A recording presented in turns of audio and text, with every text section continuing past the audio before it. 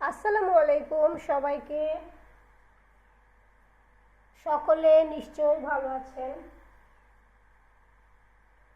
তো আজকে আমার এই ভিডিওটি দেখার পর অ্যাপ্লিক আর কারো কাছে কঠিন বলে মনে হবে না আশা করছি। তো মনোযোগ সহকারে ভিডিওটি দেখুন। যারা নতুন আছেন তাদের জন্য খুব সহজ করে আমি বুঝিয়ে দিচ্ছি। কাপড়টা আগে এভাবে কেটে নিতে হবে, তারপরে এই বরাবর একটা ভাঁজ দেব, আর এটাকে ধরে এটার ঠিক মাঝ বরাবর এভাবে একটা ভাঁজ দিয়ে নিব। তারপরে এটা নিয়ে এসে এখানে আমরা এটাকে সেট করব। আবার এখান থেকেই ধরে কাপড়ের যে মাথাটা শেষ হলো ওখান থেকেই ধরে আমরা এভাবে আস্তে আস্তে করে ঘুরিয়ে এই যে আমাদের পাতাটা হয়ে গেছে। আমি আবারও দেখাচ্ছি। অ্যাপ্লিকের কাজটা ভরাটের কাজের থেকে বা অন্যান্য সেলাইয়ের থেকে দ্রুতই হয়। এই যে আমাদের একটা পাপড়ি হয়ে গেল। এখন এটাকে আমরা এখানে বসাবো। তো আমি এই রকমের সুচটাই ব্যবহার করে থাকি। এই সুচগুলো দিয়ে সেলাই করলে ভালো হয়। মানে অ্যাপ্লিকের কাজটা হয় কি, কাপড় ভাঁজ দিতে দিতে মোটা হয়ে যায়। তো আমার কাছে সব ধরনের সুই দিয়ে সেলাই করতে অসুবিধা হয়। তো আমি ভেবেছি আপনাদের সঙ্গে ওটা শেয়ার করি, তাই শেয়ার করলাম। আপনারা অন্য কোনো মোটা সুচ না নিয়ে এই ধরনের, এটাকে সোনামুখী সুই বলি, এ ধরনের সুই নিয়ে অ্যাপ্লিকের কাজটা করবেন। অতটা হাতেও ব্যথা পাওয়া যায় না। অনেক সময় হাতে অনেক ব্যথা লাগে, ছিদ্র হয়ে যায়। তো এই সুচটা দিয়ে কাজ করলে কাজটা অনেকটাই সহজ হয়ে যায়। তো এভাবে এই যে আমাদের একটা পাপড়ি হয়ে গেল। তো এভাবেই বাকিগুলোকেও করে নিব। অ্যাপ্লিকের ভাঁজটা অনেকভাবেই করা যায়, আবার কেউ চাইলে আপনারা এই কর্নার থেকেও করতে পারেন। আপনার এই কাপড়টা দিয়েই এটার থেকে বড় পাপড়ি করা যাবে যদি আপনি এই কর্নার থেকে ভাঁজটা দেন। এই যে এই কর্নার থেকে ভাঁজটা দিলে ওটার থেকে পাতাটা অনেক বড় হবে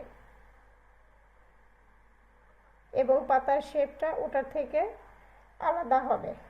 এই যে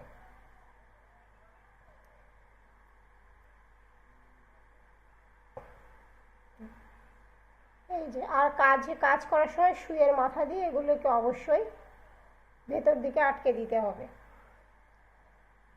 তাছাড়া হাত দিয়ে ধরে রাখলে খুলে যায়। তো ভাঁজটা দেওয়ার পরে সুই দিয়ে ভেতর দিকে আটকে আটকে তারপরে কাজটা করতে হবে। এই যে আমাদের আরেকটা পাপড়ির কাজ হয়ে গেল।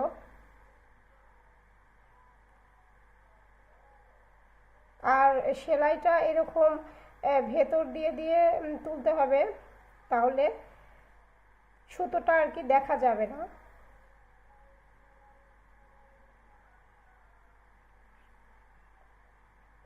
এভাবে করে সেলাইগুলো ভিতর দিয়ে দিয়ে দিলে সুতোটা দেখা যাবে না। তো এভাবে করে ফুলের কাজগুলো করতে হয়। আসলে পুরোটা ফুল দেখাতে গেলে ভিডিওটা অনেক লং হয়ে যায়। তো যারা নতুন আছেন তারা অবশ্যই ফুলগুলো ড্রয়িং করে নেবেন। তো এভাবে করেই পুরোটা ফুলের পাপড়িগুলো করে নিতে হবে। আরেকটা পাপড়ি আমরা বসাচ্ছি। এখানে এভাবে ফুল মানে এভাবে কাজগুলো ঘুরে ঘুরে করলে ফুলের শেপটা চলে আসবে। আমি ড্রয়িং করে নিইনি, আন্দাজেই করছি। আপনারা যারা নতুন আছেন অবশ্যই ড্রয়িংটা করে নেবেন। তো এভাবে করেই পুরোটা ফুলের কাজটা শেষ করতে হবে।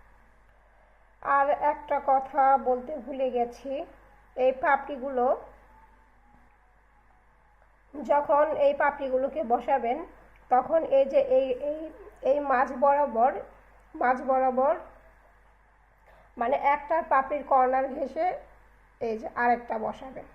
এই যে যেমন এটা এখানে বসিয়েছি, আবার এই কর্নার মানে এই কর্নার অনুযায়ী আবার আপনাকে পাশেরটা বসাতে হবে, তারপরে আবার এটা অনুযায়ী আবার পাশেরটা বসাতে হবে। এইভাবে করে বসালে পরে আপনার ফুলের শেপটা চলে আসবে।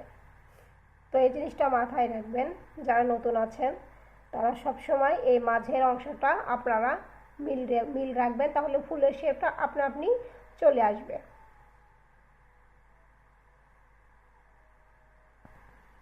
তো এই যে আমাদের একটা ফুল হয়ে গেল। আর আমি অতটা সুন্দর করে গুছিয়ে কথা বলতে পারি না, তো আপনারা সবাই ক্ষমা সুন্দর দৃষ্টিতে দেখবেন। আর কাজ করতে করতে অবশ্যই ইনশাল্লাহ শিখে যাব। তো এভাবেই ফ্লাওয়ারটা করতে হয়। এবং এবার আমি মাঝের ইয়েটা করা দেখা, মাঝের যেটা গোল সেটা এভাবে ভাঁজ করবেন আপনারা, এই কর্নার থেকে ধরে এখানে। তারপরে ভাঁজটা একই নিয়মেই হবে, শুধু কাপড়ের ধরার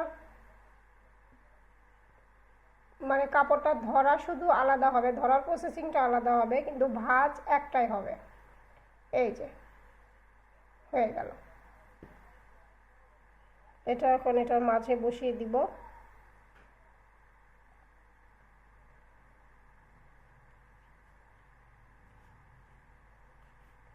তো আমার কাজগুলো যদি আপনাদের কাছে ভালো লাগে তাহলে অবশ্যই একটা লাইক করবেন, আর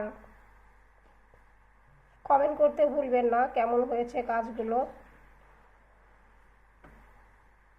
আর যারা সাবস্ক্রাইব করেছেন তাদেরকে অসংখ্য ধন্যবাদ।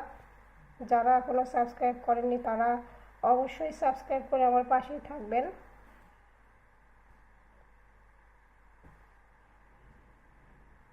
তো এই যে আমাদের ফ্লাওয়ারটা হয়ে গেল। এভাবে আপনারা অ্যাপ্লিক করে দেখবেন, কাজটা সুন্দর হবে এবং সহজ হবে।